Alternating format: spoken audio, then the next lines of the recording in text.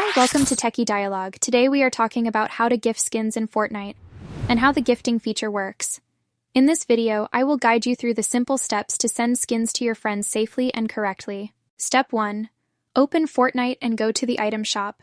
Then find the cosmetic item you want to gift, such as a skin, emote, or bundle.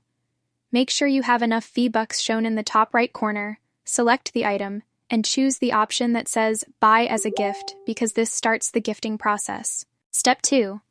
From the scrollable friends list, choose the friend you want to send the gift to or type their username to find them faster.